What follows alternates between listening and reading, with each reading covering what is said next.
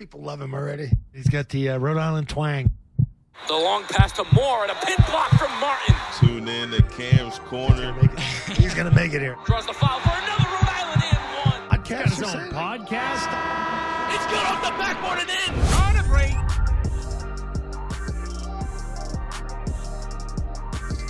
And we are back, guys. Welcome back to another episode of Cam's Corner. Like, comment, subscribe, do all that great stuff. You guys have been going crazy on the last few episodes. And again, supporting that documentary I just put out on Coach Dan Missoula. That's been going crazy. So thank you guys for all the support. But today we got Victor Baez in the house, the host of the Club Ambition podcast, host of the YouTube channel for Club Ambition. Yes, sir. I mean, one of the biggest Rhode Island influencers. So, I mean, Victor, thank you for hopping on, man. I appreciate it. Appreciate you for the invite, Cam. You know, this is a dope setup you got right here in your house. Very convenient. You can just record whenever you like it. But, yeah, man, I'm excited to talk about anything, you know, Rhode Island related. So, thank you, man. Appreciate the invite. For sure. I'm glad that we could collaborate. Glad I could get your attention. I know you got a lot of social media followers, so, you get DMs like that, all the time. So, I'm sure it's tough to always respond to people. But just to start off for yourself, where are you from? And, you know, in your high school days, what were your, likes, your dislikes? How did you kind of start to get into the influencing stage of your career? Yeah, man, I'm from Providence, Rhode Island, born and raised from Providence, Rhode Island. Both of my parents are immigrants from the Dominican Republic. We had family here in Providence, Rhode Island, and they offered us a place to stay for free throughout, I want to say, first, 5 years of, my childhood. And then eventually, once my father got here, my mother came here first, we started to, build a life of our own, move into our own spot, in the south side of Providence off of Broad Street.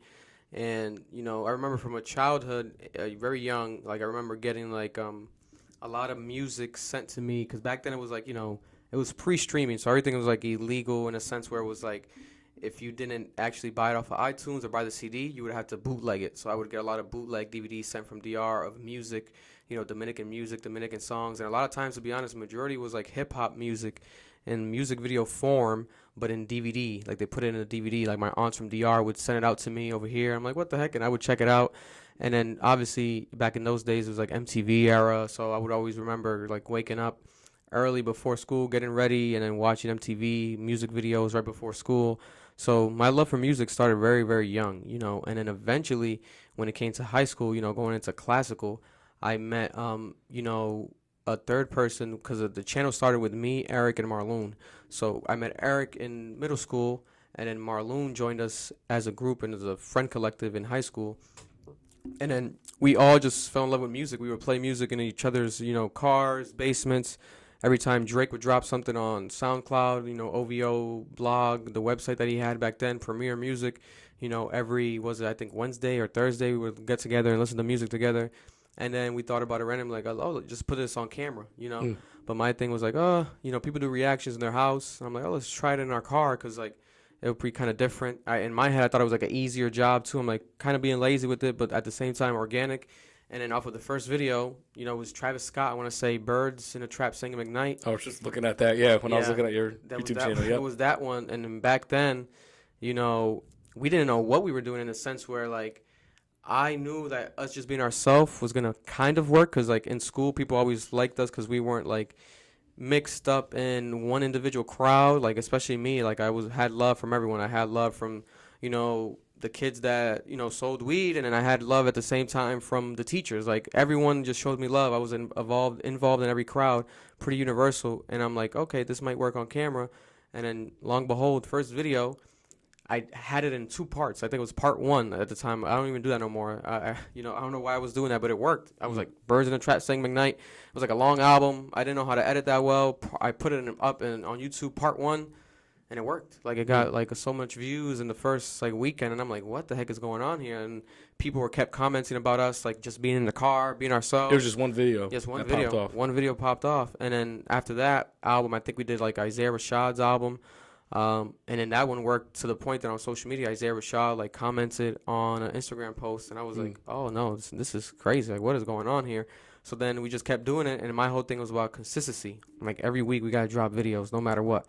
And I'm proud to say, now going on to 8 years later, every single week I dropped a video, no matter what. It's been almost on the channel, it's got to be 2,000 videos in total, like on YouTube, that I've edited, uploaded, no matter what. And that transition into everything you see now, where it's like the podcast space and just building a company that thankfully, pays the bills, especially for like the office space that we have our own, so, 7 years, 8 years ago, you told me that I would have been still doing this and doing it, producing any level of income, I would have said you're crazy, but, it happened. So you started doing that in high school. Yeah, high school. So that you dropped one video and like over a week, you could say like it just kind of popped off from there. Yeah. I want to say in a week it popped off, and I want to, take it back to just like again, some people always ask a question like, what's the formula? Now, I always tell people consistency, but at the same time, it really goes down to just being yourself. Like, we were just being ourselves, like, to this day, like, on video, on camera. We were being very blunt. If we didn't like something, we didn't like it. If we liked it, we did. We've had artists reach out, and they tend to reach out even more when you don't like something of theirs. Like, the friendship we've gained with artists like a Trippie Redd is because of the fact that we didn't like a certain song or project, and he'll reach out, be like, why didn't you guys like that? Instead of being kind of like a yes man, you know what I'm saying? So that's been working in our favor, just the authenticity of all the content that you carry out. Yeah, so it started off with just music, just reacting to music, just being yourself. Like, obviously, back then social media was a lot different. I mean, I say back then, it wasn't that long ago, only 8 years is, but media, the platforms have changed like 100%, drastically. 100%. Even in the course of like a couple of years, 100%, what was your kind of plan of attack? Like, you said you wanted to be consistent, and be yourself at the same time too. But, what were some of like the strategies that you would use? Like, obviously now there's TikTok. There wasn't TikTok, 8 years ago. So how did you, one, stay consistent, and two, just, continue to put as much stuff out on social media as possible? Yeah, man. The plan of attack really was just like going back to the consistency, but at the same time, making sure you cross like all the, the boxes that you needed to do. So if we needed a camera, we had to get one. So we borrowed a camera from my boy. Shout out to him. He was one of my best friends to this day, Michael Falai. He let us borrow a GoPro at that time, and I think we still ended up keeping it. Like, he never used it. He never asked for it back. But that was like something that we needed to do. Like, we're not going to record on our phones. Let's get a camera, right? So I always tell people, invest in yourself. Get the equipment that you need to make it happen. If you need a camera, if you need a visual, get the camera, right? And then was just the editing, the uploading. At that time, I used my laptop, which I think was like a Dell. I forgot, like one of the cheapest versions of a Dell. You can get a blue screen Dell. And then I would edit on Movie Maker, which was a cheap, the free program that every like Dell has, like a Movie Maker editing software. It was the simplest edits, the simplest everything. And just uploading it. And we didn't even have thumbnails. We were just uploading it. I would not make thumbnails. It was just like raw, organic.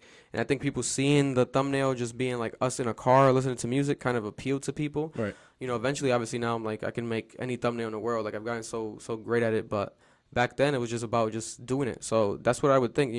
Don't look at necessarily what everyone else is kind of doing to try to emulate it fully. Just try to do your own version of it. So if people are doing videos, reactions, etc., just upload them. Keep it going. Just do it your own way.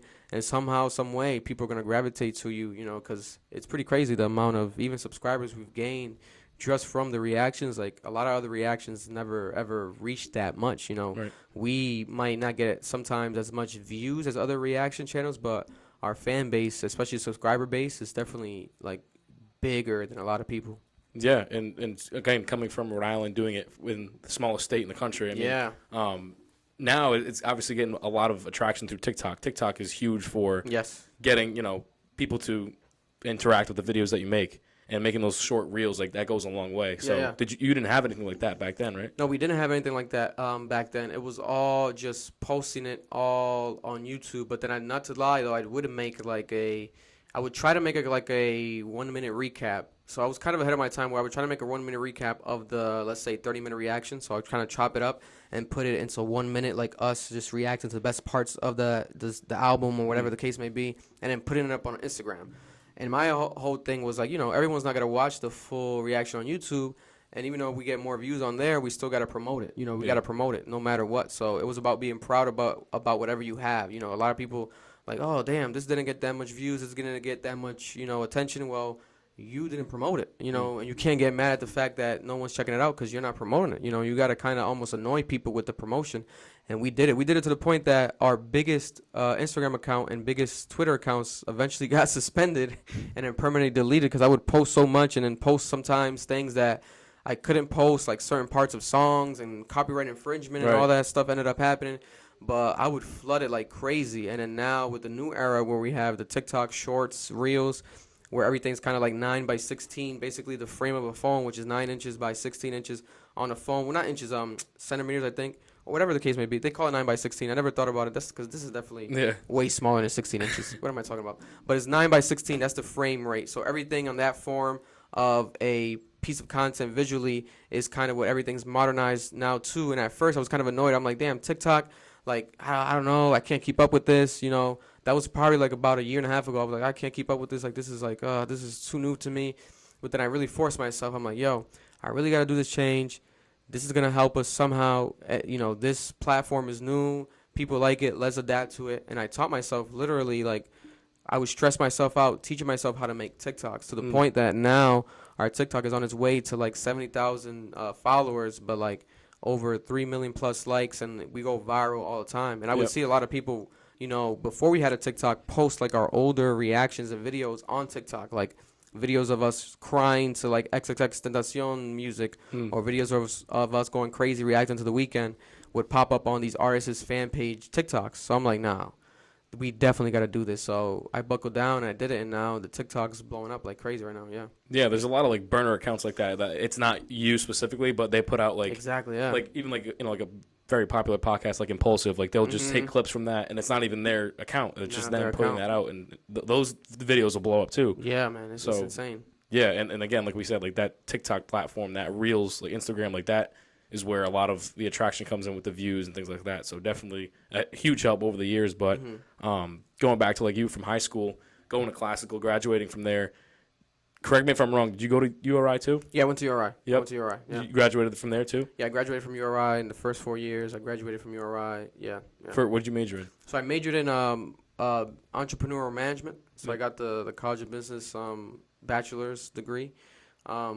But yeah, at first I was pretty like questionable whether I was going or not, because all my friends, well, not all of them, but a good amount of them definitely got into like the talent development program that TD had, that the URI had.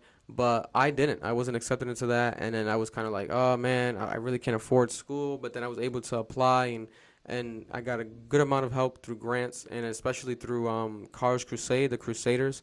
I think they have a different name now, but College Crusade helped a lot at the time. And I was, you know, able to do it. But I had to, like, rush and, like, graduate in 4 years while everyone else when TD was, like, comfortably, you know, I think they got 5 years. So they were able to chill for the 5th year. But I was like, no, I got to do summer courses. I had to pay a lot of money out of pocket. It was very stressful, but the main reason I did it was for my parents, because, like, I was a first-generation, you know, graduate, and no one really in my family went through that experience. You know, I have a lot of aunts and uncles that literally never even graduated, you know, high school in DR. So it was something that I wanted to do to make them proud and look back at. But at the same time, you know, through my time there, it was a bit like, oh, like, I kind of know everything. Like, I would have classes. Well, first of all, to be honest and bluntly honest, I was, like, the first person of color. Not the first, but the only person of color in a lot of my classes, right? So it'd be like a lot of kids, you know, a lot of white people in just suits. And so I was like, you know, getting accustomed to it, because I'm like, it's very intimidating. I'm like, damn. And I had my blonde hair. So I'm like, you know, I'm out here looking like Chris Brown in the middle of these classes. I'm like, what is, you know, obviously they probably thought, you know, like, what's going on with this kid? So a lot of times they would ask me, and I'm like, oh, I'm a YouTuber. So a lot of times there would be people that would actually be fans of me. They're like, oh, I watch your videos. So those moments would be cool. But then aside from that, when it came to like the classes, you know, again, going back to just being myself, like, there would be, like, presentations and certain moments where, like, I would just be myself, and I would be, like, the most impressive student in the class. Like, the professors would go crazy. Like, I had one professor almost cry in front of the class to me after, like, a presentation. And it's just because, like, I'm so used to being on camera, talking to people. Like, I don't mind being in any sort of position. Like I said, in high school, I was very universal.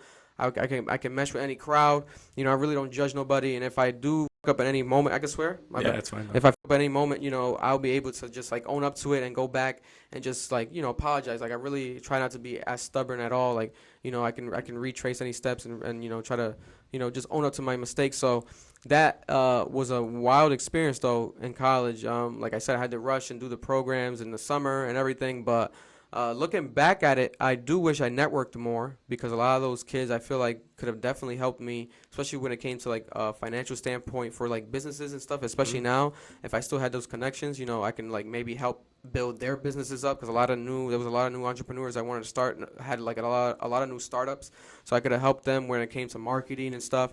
But at the same time, like I said, a lot of those courses, man, I was in there. I'm like, I already know this. Like, I already did this. Like, I do this. Like, how to like, you know, how to sell something or how to like market it and how to like, you know, gross income and net worth and this and that. I was like, I knew all of this, but it was an interesting time for sure. Yeah, that's like kind of how like a lot of my classes are. Like I do a lot of on camera stuff. Oh, like, nice. Like outside of like the classroom, like because I want to be a sports broadcaster. Like once I graduate. Fire. So is that your degree?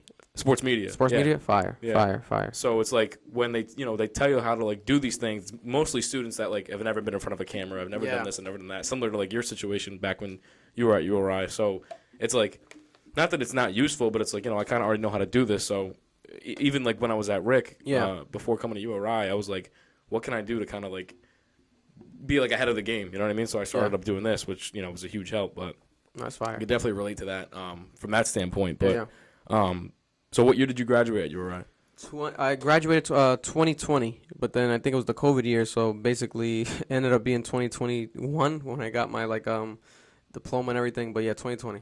Yeah, so 2021, back in October, was your first announcement of the Club Ambition podcast. Which, correct me if I'm wrong. Again, it was Complex, right? Yeah. Complex. So the initial name of the channel was Complex Ambition, but then we tried to like legally like own that, and then we ran into some issues.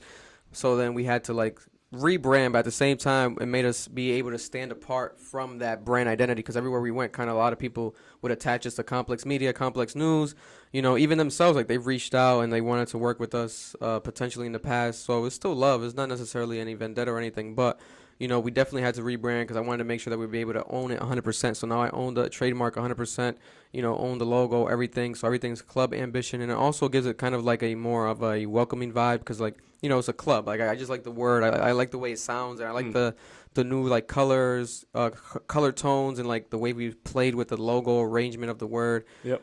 I'm more of a genuine fan of it. And at the same time, it always goes back to ownership. No matter what you do and what you create, you have to make sure that you can, you know, own the 100% of the intellectual property because you never know what could happen. Like, you might think, oh, there's only got 10 views, there's only got 20 views, but who watched it? You know, who was amongst those 20 people? Like, you never know who's watching, you know. So a lot of times invest in people based off of potential, not necessarily based off of just the overall engagement. So as long as you have quality content and you keep pumping it, you know, make sure to have something as far as the branding of it you can own because you want to make sure you have to protect yourself from things that can happen in the future. Yeah, for sure. And for someone like me, like, I mean, I'm taking it very serious with this, like with the platform that I have. But like I said, my main goal is to be a broadcaster at the end of the day. But definitely want to know, like, again, like we talked about consistency. That's how, you know, the attraction kind of comes for like the videos and reactions and things like that. But as far as branching out from like the reactions, how did you decide like you wanted to do more than just like talking about music? Because you talk about, you know, everything in Rhode Island and a lot of things going on in the world too. So just kind of talk about that, like how you branched out from just reactions. Yeah, so basically I just kept it again organically and authentic. So me myself, I'm just like a universal sponge. Like I love excuse me. I always love like listening to like everything, like whether it's politics, sports, like every level of media. I'm always engaging, listening to some sort of new reaction, new interview, you know, watching a new movie, you know, watching a sports game, like I'm watching a brand new TV show. Like I know everything about like every brand new like TV show, every new movie. Like I'm already gearing up to like watch Oppenheimer next week, but then I'm debating because I also want to watch the Barbie movie because it actually looks pretty good.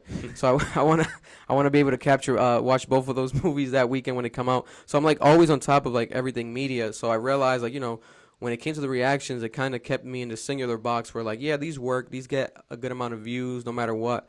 But like I want to talk about more things, you know. And instead of creating another channel, I just put it on the same channel because we already had the huge sub count. And at the end of the day, the main idea was to create kind of like an empire, kind of like a network where you can have this one umbrella and then build worlds beneath it, you know. So the podcast came to mind because I'm always listening to podcasts to this day, every single day, a new podcast, you know, a new episode from a traditional podcast, whether it's a Joe Rogan podcast, a Joe Budden podcast. Like I'm always tapped into the podcast world. And I was like, let me just start up my own, and I'm like, let me call it, Club Ambition Podcast, and it can help also put out the new rebranding of the name, the Club Ambition name, and at the same time, I wasn't gonna just try to get the biggest names because like I know a Trippie Redd, etc., but it's like to just strive to just get those people on if we want to do like a interview based type of interview platform. Like it's not really realistic because you're gonna live and die by the interview, So I was like, let me just make it more local based, and like put on my city more and be more, proud of my city in a visual content space. So I started creating content around Rhode Island within that podcast, and that's helped the podcast itself blow up. A lot of people think because you're talking about Rhode Island, etc., it's the smallest state in the country, no one really cares about it. But a lot of my biggest videos on TikTok and on Instagram Reels have been viral videos about Rhode Island, and that's something that people, need to remember. Like, just because, we live in the smallest state in the country doesn't mean that we got to have the smallest mentality or the smallest creative heart. Like, I think we have a lot of potential, and now I feel like people are tired of the same old thing over and over. So if you stand out easily by just being yourself, oh, I'm from Rhode Island, people are like, Rhode Island? Oh, what's going on over there? Oh, I kind of heard about it, but they don't know too much about it. You stand out from the pack because everyone's from New York, everyone's from LA, everyone's out there trying to do the same thing, but out here, you're going to be more unique. Like, oh, damn, Rhode Island, like this is something here. So I am currently right now at the forefront of trying to create that creative hub more, at a more popular level and viral level than ever before. I feel like because, I even have like local journalists and local news stations all the time reach out to me, especially the young ones that just joined like WPRI or Turn to 10. Like they'll reach out to me and they'll literally tell me like, man, I want to be doing what you're doing. I'm like, what do you mean? Like, you could just do it. Like, they'd be like, no, man, listen, you the engagement you're getting more views than us and everything. And I'm like, man, listen, people are just tired of like the traditional media. Like whenever I report on a news story, a lot of times, and not necessarily the day it breaks, it'll be like 6 days later, like when they robbed the bank on Federal Hill. I reported about it, I think like 5 days after it happened, and a lot of people to this day are commenting like, what? I live here and I didn't know that this happened. And I'm like, well, that's why I'm here, because I'm able to amplify the news that I find interesting to a higher level, so then people, can get that engagement, and it also creates a value, in my opinion, where I can easily just, text a group chat about it, tweet about it, but instead of me doing that, I put my opinion on my platform, and then I create a value for my opinion, whether it's the monetization of the views or if it's just the views itself, the comments, or people just commenting all the time. I love that. That's one of the proudest moments when people be like, what? I didn't know that happened. I didn't know that existed or this and that. It's kind of that enlightening moment, like, oh, this is why I'm doing it for, Yeah, and people talk to me all the time, too, about, like, what I'm doing. Like, they're like, oh, like, I wish I started this or that. Yeah. It's like, you can do it. You can do it like, today. It doesn't take anything to really do it. Like, I had, like, the smallest budget starting everything up, but it's like, if you just have, like, the confidence to do it, like, the drive and the determination to do it, like, you can do it just like that, like you said. Yeah. And going back to, like, the connections you made, too, like, with someone like David Duke and, like, Cole Swider and Jeremy Peña, who have made names for themselves at the professional level. Like, people want to see stuff like that too. So kind of like segueing into my next question is, one, how do you make those connections, like those big name connections, and what's like the process of like going into that and getting a hold of them and on your show and stuff like that? Yeah, man, it goes again back to the main. You might have to even title the episode this, but it goes back to like the authenticity, like organic, just being yourself. Like, throughout everything I've done, I've always had like a fan base because they know, oh, that's the kid that makes YouTube videos. He gets a lot of views on YouTube, the reactions and stuff. So, I did go to school with David Duke and with Jeremy Peña, but I wasn't necessarily like the closest to them at all. Like, I've heard of them, they've heard of me, but we definitely have mutual friends. But it was a situation where like people locally are just fans of what I've done. But before, where there wasn't no sense of like, how can we collaborate? Now there's an open platform with the podcast where like you can come on, and it's created this exclusivity where it's like, I don't interview just everyone. It has to be someone that I want to interview, I care about, and I want to make it happen, because a lot of times people reach out, they're willing to pay, willing to send money. I'm like, that's not what I'm doing here. Like, that's not the point. That's not what's going on here.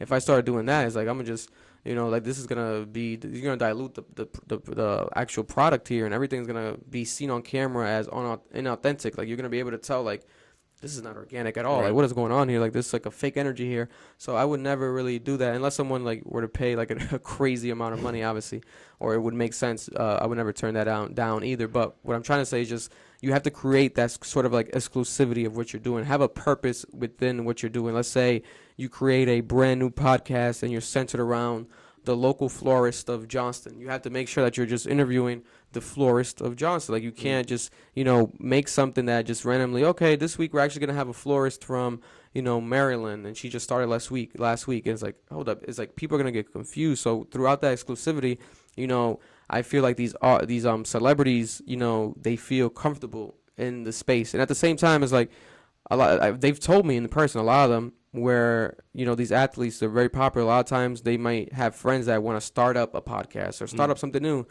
and they want to start up with them. So they sometimes don't feel too comfortable with that. They rather go on a platform like mine where it's established. They know I know how to talk. They know I'm opinionated. They know that I'm not just doing this like for clout or whatever. I'm doing it because I just like talking to people, right? And it's just like what I do for a living. So with like a Jeremy Peña, when I am when I'm going to ask about, interviewing him, it's not necessarily even begging him or anything like that. It's like organically like expected in a sense. Like, our mutual friends were already putting it out into the air. He said he was down before I even asked him in a comment one time. Like I think right when we were beginning the podcast, he was like mentioning that he has to come on. So then the stars aligned. Whenever he was comfortable to come on, when he was back in town, we made it happen. And that's like a gold moment right there where that interview is so amazing. Like, I still want to post clips from it because I really didn't promote it much at all because I just felt like it was just special. I wanted that moment to live within itself. But that's one of those interviews that I can look back in 10 years from now and it's still going to have some value. But then through that, like when I were to message, let's say, hey, David Duke, like it's just organic. Like they know, oh, let's make it happen. Like let's make it a Kwity Paye from the Colts. Like, oh, let's make it happen. Cole Swider, he hit me up. He's like, yo, I'm in town. Let's make it happen. Because like they just know, like, first of all, I'm not here to necessarily like, again, go look for clout. I'm not trying to like use anyone or like miss you, like like I'm not coming from an ill intention or like an ill space. It's actually an organic space. Whatever I make sure to make them feel comfortable in my studio space. That's why I'm proud of having like a actual studio space. Even though this is dope, don't get me wrong. Like this is a studio space within itself. Trust me, like doing it at your house this is awesome. But I love having like a space where people can come, and I can just like if they want something to eat, if they have like an entourage, whatever, they can hang out on the couches. Make them feel welcome, and we can record at any time of the day, whenever they want to be. And at the same time, there's a bonus where it's like I'm home. I'm in Rhode Island, so whenever they're back home, they feel comfortable just stopping by, you know, and it creates that sort of like energy where they don't really gotta necessarily travel, and also I'm willing to travel. Like I did that recently with the Jeleel interview. I went to Boston to record that, but I am willing to travel if necessary. But it's best and more awesome every time when I do something at home, like especially in my own space. Like that's something that I'm very proud of because it creates that necessarily like almost like a tourist site, like where people they come by here. You got to make sure to stop by that space, that studio to get an interview. Right, and like you said, like you have your own office space now. Like it's it's like accessible to anybody. Like you said, it's more comfortable when you're back home. But one, like how did you kind of like, I guess kind of like build up like that space? Like how did it go from just like what was the moment where you were like, all right, I can actually take this and make it like a career? Like what was that moment for you? Like, man, it was this is a good question. It was around, I want to say around when I was like 2 years into like college, where it was like I was debating whether I should get like a real deal like job or not. But then it was like I just knew like working for someone, I never really liked it because I've always been sort of like an entrepreneur as a young like teenager in school, middle school. I was always trading sneakers, trading clothes, selling sneakers, reselling clothes. So aside from doing the content, making money that way, I was always making money from being a reseller. Like I was one of the biggest resellers in the state, like always reselling the latest releases, whether it was through, local meetups, marketplace, on Facebook, or if it was, OfferUp or just local stores I would provide. To this day I still resell. I work with shout out to Cured Collection. I sometimes I supply stuff there, etc. And that's one of my friends. Like he's so awesome. That store's so awesome in Providence Place Mall, Cured Collection. So definitely make sure to check it out. But that's something that I've always done. And again, it's just authentically like I've always loved the culture, whether it was like streetwear, name brands, sneakers. So I would make money from that reselling it. Instead of just wearing it because it's so expensive. I'm like, who the hell would pay $300 for a pair of sneakers? But I'm like, oh, wait a minute. let me buy these sneakers and pay it and pay the retail and just resell it because, you know, if someone's willing to pay it, that's not for me to judge it. If I'm making the profit, that's their issue at the end of the day. So I would do that, and I still do it to this day. But that was like one of the main sources of income as a, you know, when I was young, very young, and then going into, you know, monetizing the channel, you know, doing merch. You know, it was a situation where we had a lot of funds, you know, collected, but we never necessarily spend it anyhow. So I was like, you know, how can we invest this? And I'm like, if we want to do the podcast, we got to get a studio space.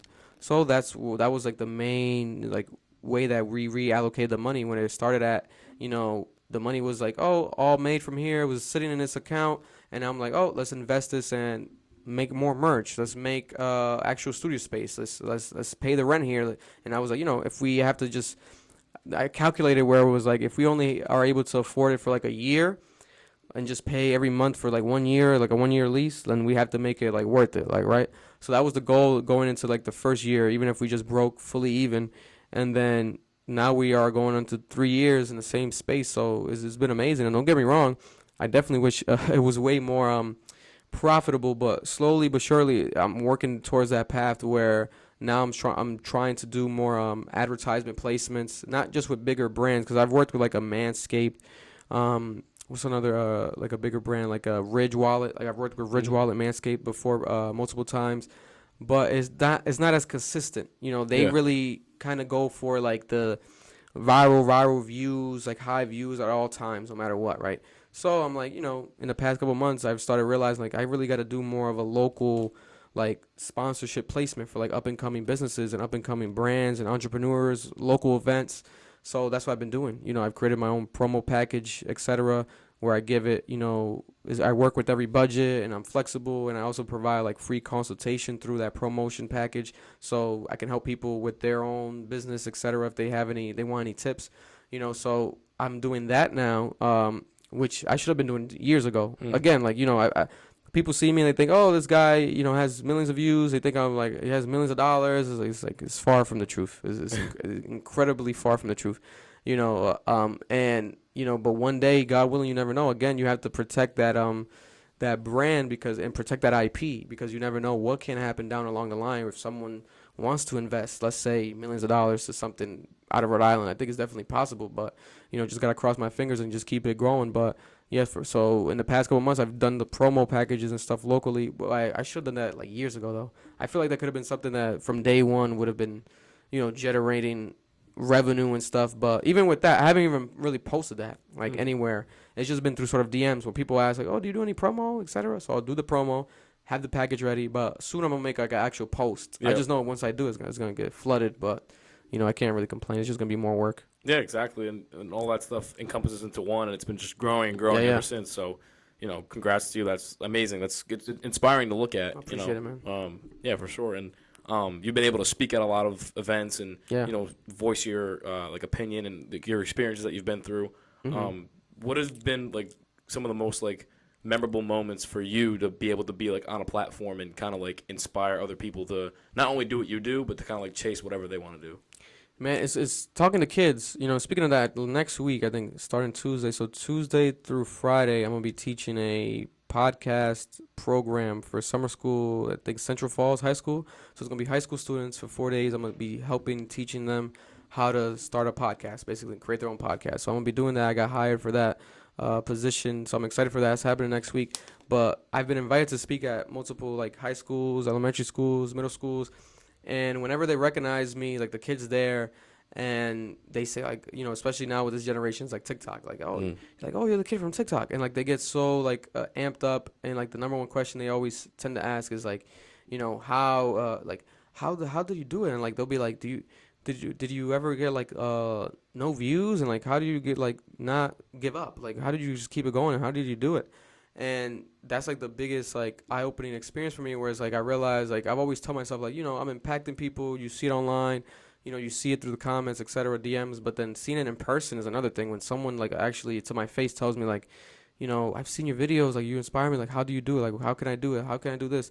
It's like the biggest takeaway. Like, that's like my biggest currency in the world. Like, aside from even deeper things, because we've had like conversations with fans, like literally on the brink of suicide, etc. And we help them through like their mental health space, because a lot of our videos, throughout the reactions, we again keep it authentic and keep it real. We'll react to a song, but like if the rapper, like for example, rest in peace, Juice WRLD, before Juice WRLD passed away, well, he still does in the music that they still release posthumously, but his songs would talk about like drug use and like drug abuse and like him being sad and suicidal thoughts. And we would listen to the songs, react to them, but we would always tell his fans, while reacting, we're like, we hope that he's okay though. Like this is pretty crazy. Like this is fun to turn up to, but I'm like, yo, this guy's talking about some real shit. Like, what did he just say that? Like, hold up. And we would talk to the camera like literally as if we were talking to him. Like, we hope you're okay. Like, we hope you're getting any help with your friends. We hope you got a good support base around you.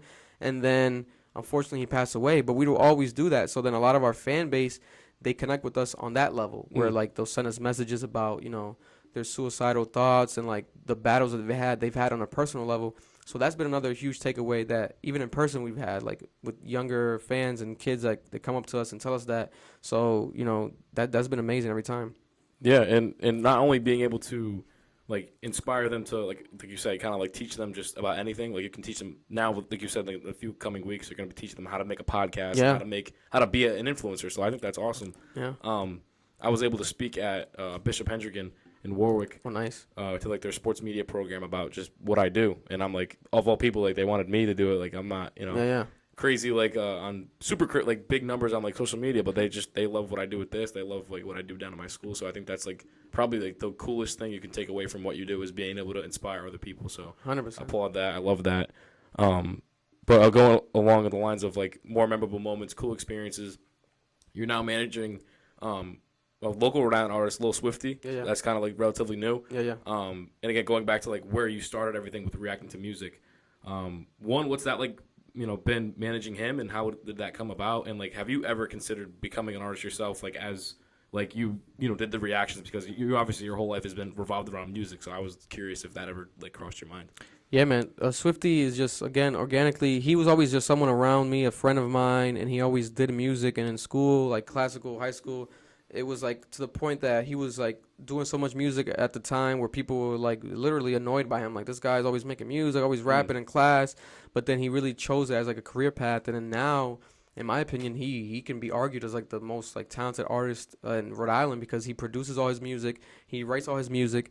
It's all like himself, and it's just very like really good. Like the quality is really good, especially his newest project. And then I was like, let me help you out. So let me basically manage you, and I'm just doing it to the best of my ability. Hopefully, I already spoke with, like, for example, people that I know, like a Trippie Redd, so I'm trying to link them up soon, have them meet eventually soon, like this summer, because there's certain things where it's like, I know these artists and I know these people and record labels in the industry, but then, perfect thing that you asked that, I'm not an artist myself, so like, I wouldn't be necessarily able to utilize them or like anything that they would be able to help me with at all. I can only maybe use them in a space where it's like, maybe connect me with your artist from your record label, or if I know the artist, hey, maybe you want to do some content together, but I wasn't able to be like, let's do some music together, or like, let me show you my beats, etc. But now when I work with like someone like a Swifty, Isaiah, I'm able to like, do that for him, and I can help a friend out at the same time. And at the same time, someone I'm just a fan of, I like his music a lot, so I'm like, I could be able to open some doors for you that I wasn't able to open for myself because I'm not necessarily an artist.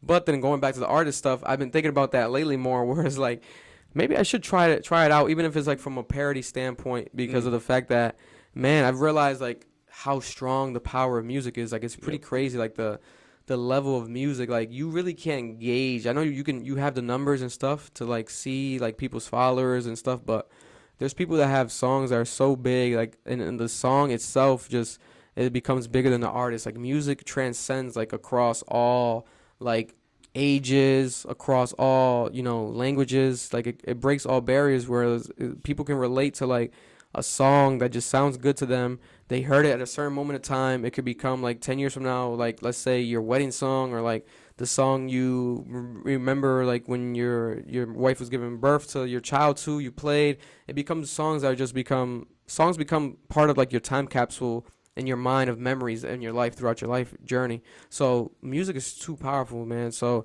lately I've been thinking about like, maybe I should be able to try to tap into it in some level or some way.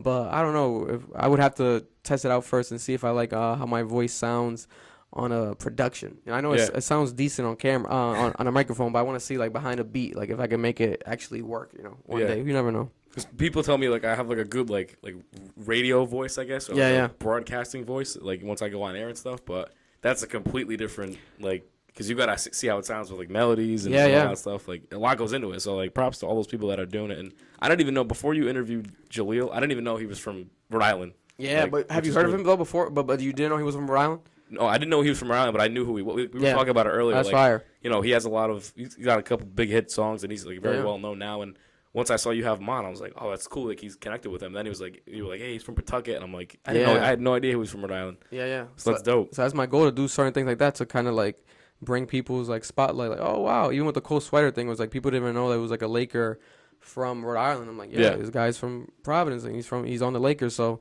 that's another thing I love doing, where it's like a eye-opening experience every single time for people. Like, whoa, that happened. But yeah, the Jeleel stuff was pretty cool, and he's another one where it's like I can look at that interview years from now and like I know it's gonna still have value. Whereas like he's gonna keep growing. Like I think the day after we interviewed him or put out the interview, I think Drake followed him, and then Drake left a comment on his post. I'm like, oh wow, literally the day after our interview dropped. So I'm like, yeah, this guy's like out of here, and he's from Rhode Island. So yeah, man, the music is very strong, really strong. Did you end up going to the Drake concert the other night? No, I didn't go. I wanted to, but the ticket prices were crazy. I could necessarily, in a sense, afford it, but right now I just felt like I didn't want to put that money towards that, and I wouldn't go alone. I had to take my girl, so I was like, I'm not gonna drop $800 right now. I'm like, it's not. Yeah, to sit all the way up in the nosebleeds. Yeah, even though the stage design I saw, like it kind of feels like if you go to that concert, you could kind of sit anywhere in the building and kind of enjoy it. Not to the same exact level as the people up close, but I guess the way Drake designed it with the screens, it's kind of like a universal effect where people can kind of enjoy it from the bleachers.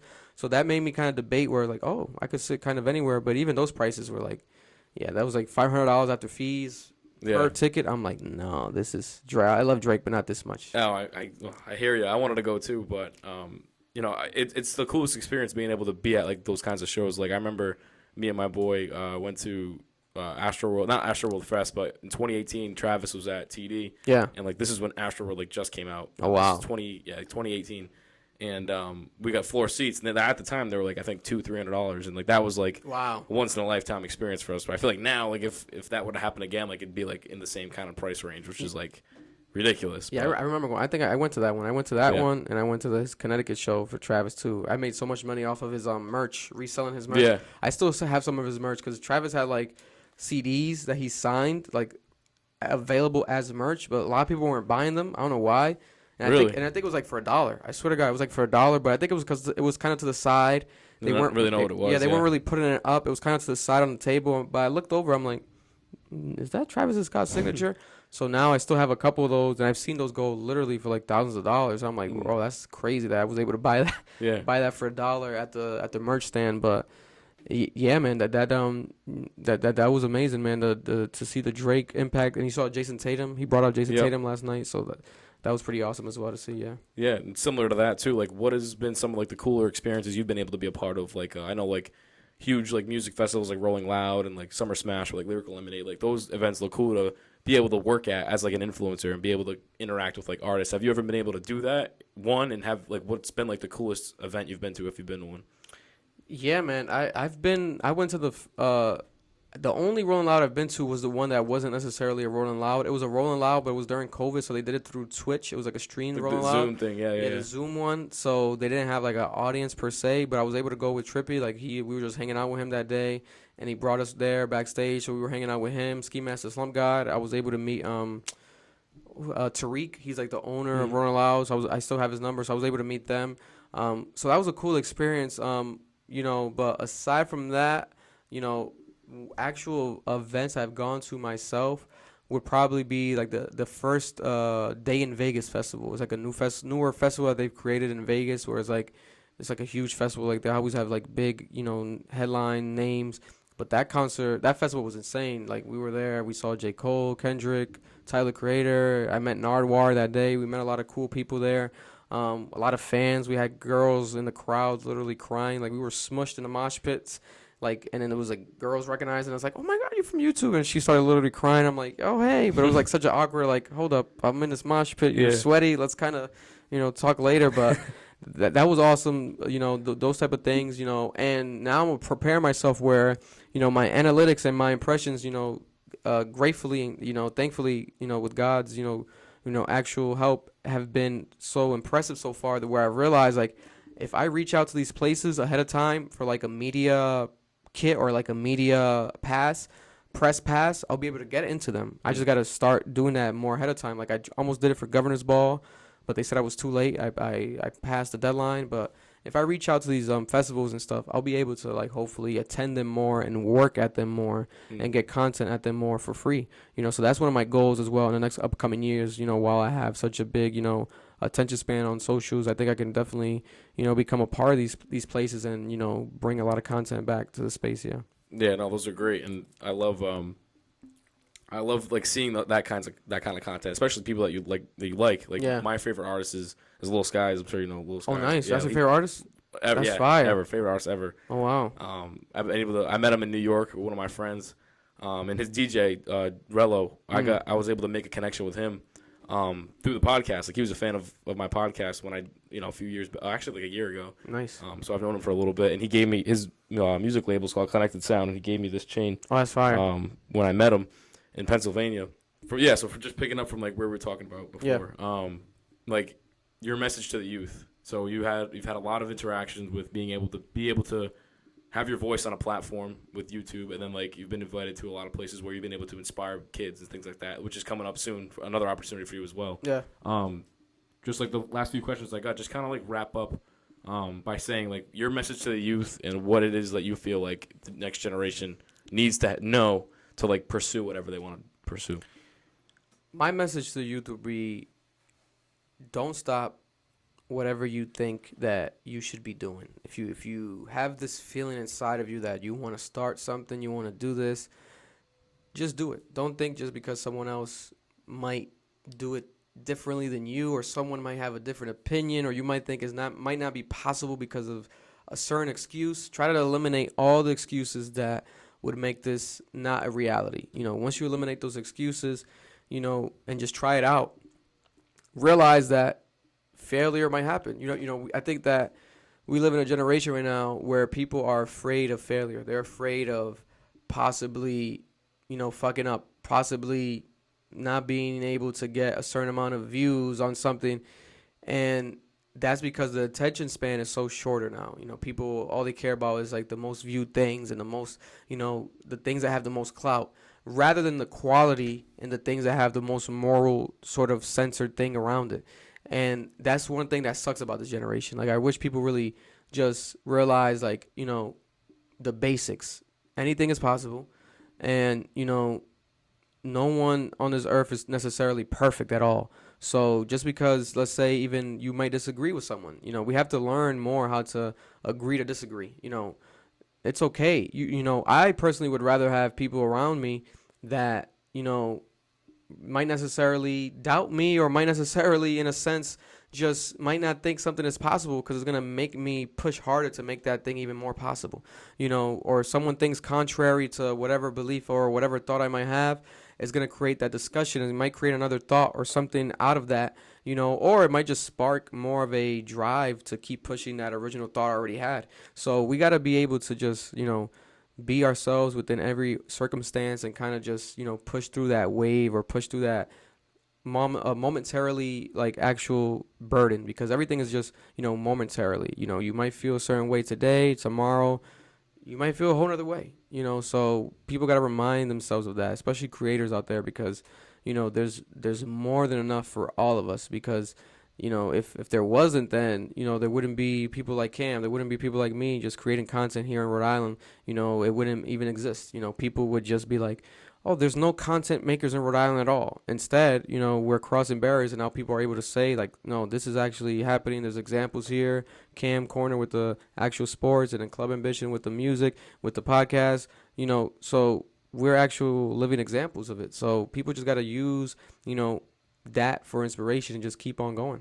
Yeah, for sure. And like you said before, like, you know, if you were to have someone tell you 8 years ago that you'd be in this position, like, you tell them like they're crazy. Yeah. So in 5 years from now, where do you see yourself? Where do you see like your brand? Where do you see everything going from there? Man, 5 years from now, I see myself having a bigger team. You know, right now I am my team in a sense where like I do all my editing, I do Make all the reels, all that stuff. I do all my editing, I do all my promotion, I do all my scheduling, I do all of my marketing. You know, I do everything myself, all traveling, etc. You know, I have a main friend, Marloon, that helps me a lot whenever I need him to, but at the same time, he has his own job, so, you know, I can't necessarily rely on him 100% of the time, you know, and I rely on myself, you know, and it's a bonus, whereas, like, you know, you are your own boss, but at the same time, you limit yourself when it comes to, like, the possibilities, you know, like, right now, you know, like even me, I had to excuse myself earlier because I was running a bit late because I was like uploading reactions because I had to make sure I uploaded them today. Yeah, because I know after this I'm gonna be more busy, so I'm not gonna be able to upload them. But if I had a team or something, I could have had someone doing that for me. Right. And it's almost like, you know, people always say you only have two arms, you know, two legs, and one head.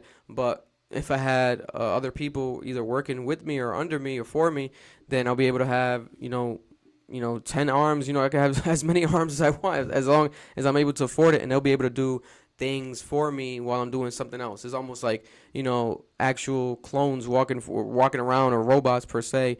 You know, speaking of robots, you know, who knows, eventually maybe I can have some AI set up for me to like upload. And, you know, people use it for editing videos and like reels and stuff, but I still haven't. I've tried it out, but I still like doing it myself. I feel like the AI itself still hasn't mastered like the sort of like OCD-ness I add to like the perfection of my reel, you know. I use it like for like closed captions and stuff, but that's probably like the only thing. It's like a little faster, but that's kind of everything I got wrapped up for you, Victor. I appreciate you for taking the time. Like you said, I know you're super busy. No worries at all. Just wanted to think, what'd you think of Cam's Corner? Who might you want to see in the future as a guest?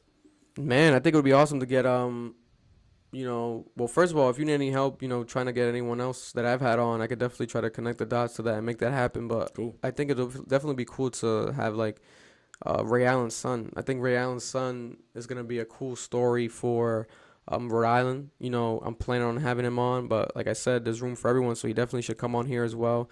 And you know, that legacy right there, him being Ray Allen's son, in my opinion, one of the best shooters of all time. Ray Allen, and my favorite, you know, at least top 10, top 5 even, like three-pointers shooters of all time. So him being his son and choosing to come to URI within itself is a pretty unique, you know, story for Rhode Island, you know, and I would love to see him on here, talk about that as well. Yeah, no, again, like I said, I appreciate you a ton for taking the time and joining me. So It's a Vibe is your main Instagram, Club Ambition, and everything else, man. You guys you've been going crazy. One of my biggest influences as far as like the podcast. Appreciate it, so man. I appreciate you for that. Appreciate you taking the time. No problem at all. And yeah, we'll see you guys in the next episode of Cam's Corner. Peace.